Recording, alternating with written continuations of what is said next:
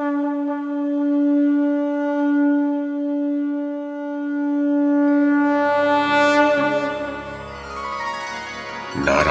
नमस्कृत्य नरं चैव नरोत्तमं देवीं सरस्वतीं व्यासं ततो जयमुदीरयेत्।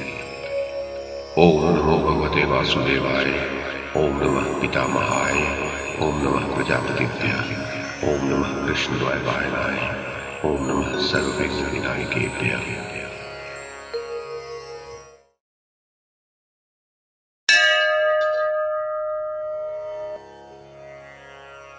वैशंपायन जी कहते हैं, जन्मेजय, व्यास जी ने कहा, विचित्र वीर कुमार नरेश्वर, तुम्हारे मन में जो संदेह है उसे अपनी इच्छा के अनुसार प्रकट करो, मैं तुम्हारे संशय का निवारण करूंगा। धृतराष्ट्र बोले, भगवान, युद्ध में निश्चित रूप से विजय पाने वाले लोगों को जो शुभ लक्षण दिख पड़ते हैं उन सबको यथार्थ रूप से सुनने की मेरी इच्छा है।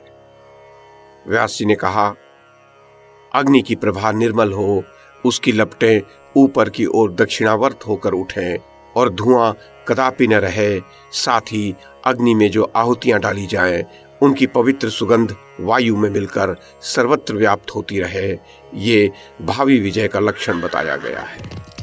जिस पक्ष में शंखों और मृदंगों का गंभीर घोष हो रहा हो तथा जिन्हें सूर्य और चंद्रमा की किरणें विशुद्ध प्रतीत होती हों, उनके लिए ये भावी विजय का शुभ लक्षण बताया गया है।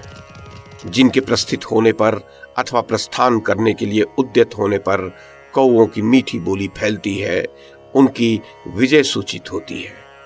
राजन, जो कौवे पीछे बोलते हैं वे मानो सिद्धि की सूचना देते हुए शीघ्रता पूर्वक आगे बढ़ने के लिए प्रेरित करते हैं, और जो सामने बोलते हैं वे मानो युद्ध में जाने से रोकते हैं।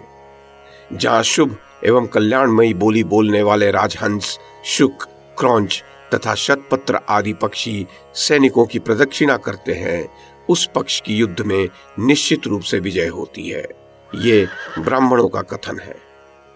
अलंकार, कवच, ध्वजा, पताका, सुखपूर्वक किए जाने वाले सिंहनाद अथवा अश्वों के हिनहिनाने के स्वर से जिनकी सेना अत्यंत शोभायमान होती है तथा शत्रुओं को जिनकी सेना की ओर देखना भी कठिन जान पड़ता है, वे अवश्य अपने विपक्षियों पर विजय पाते हैं। भारत, जिस पक्ष के योद्धाओं की बातें हर्ष और उत्साह से परिपूर्ण होती हैं, मन प्रसन्न रहता है तथा जिनके कंठ में पड़ी हुई पुष्प मालाएं कुम्हलाती नहीं हैं, वे युद्ध रूपी महासागर से पार हो जाते हैं। जिस पक्ष के योद्धा शत्रु की सेना में प्रवेश करने की इच्छा करते समय अथवा उसमें प्रवेश कर लेने पर अभिष्ट वचन कि मैं तुझे अभी मार भगाता हूँ इत्यादि शौर्य सूचक बातें बोलते हैं और अपने रण कौशल का परिचय देते हैं, वे भविष्य में प्राप्त होने वाली अपनी विजय को पहले से ही निश्चित कर लेते हैं। इसके विपरीत जिन्हें शत्रु सेना में प्रवेश करते समय सामने से निषेध सूचक वचन सुनने को मिलते हैं, उनकी पराजय होती है। जिनके शब्द, रूप, रस, गंध और स्पर्श आदि निर्विकार एवं शुभ होते हैं तथा जिन योद्धाओं के हृदय में सदा हर्ष और उत्साह बना रहता है, उनके विजय होने का यही शुभ लक्षण है। राजन, वायु जिनके अनुकूल बहती है, मेघ और पक्षी भी जिनके अनुकूल होते हैं, मेघ जिनके पीछे पीछे छत्र छाया किए चलते हैं तथा इंद्रधनुष भी जिन्हें अनुकूल दिशा में ही दृष्टिगोचर होते हैं, उन विजयी वीरों के लिए ये विजय के शुभ लक्षण हैं। जनेश्वर, मरणासन्न मनुष्यों को इसके विपरीत अशुभ लक्षण दिखाई देते हैं। सेना छोटी हो या बड़ी, उसमें सम्मिलित होने वाले सैनिकों का एकमात्र हर्ष ही निश्चित रूप से विजय का लक्षण बताया जाता है। यदि सेना का एक सैनिक भी उत्साहहीन होकर पीछे हटे तो वह अपनी ही देखा देखी अत्यंत विशाल सेना को भी भगा देता है, उसके भागने में कारण बन जाता है।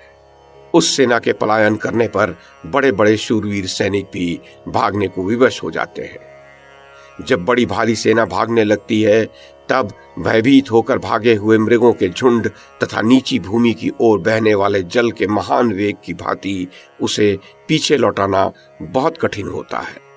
भरतनंदन, विशाल सेना में जब भगदड़ मच जाती है, तब उसे समझा बुझा कर रोकना कठिन हो जाता है।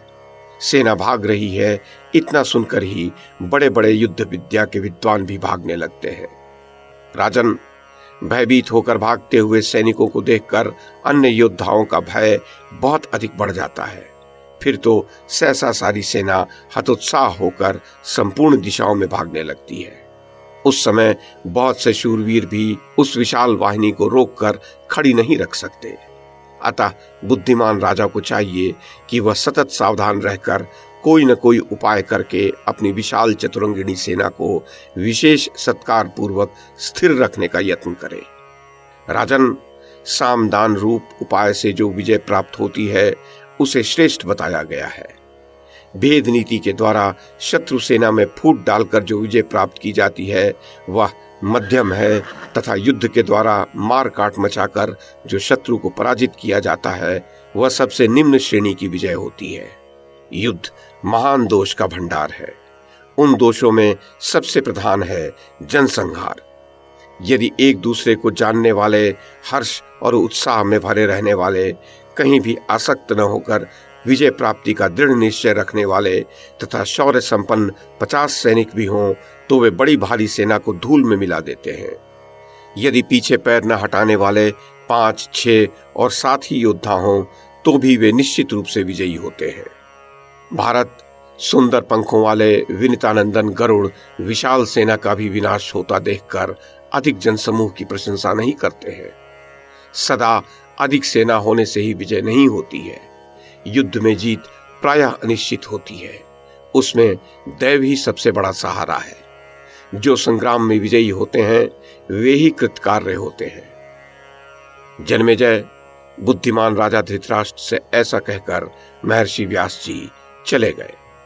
धृतराष्ट्र भी उनके पूर्वोक्त वचन सुनकर कुछ काल तक उन पर सोच विचार करते रहे।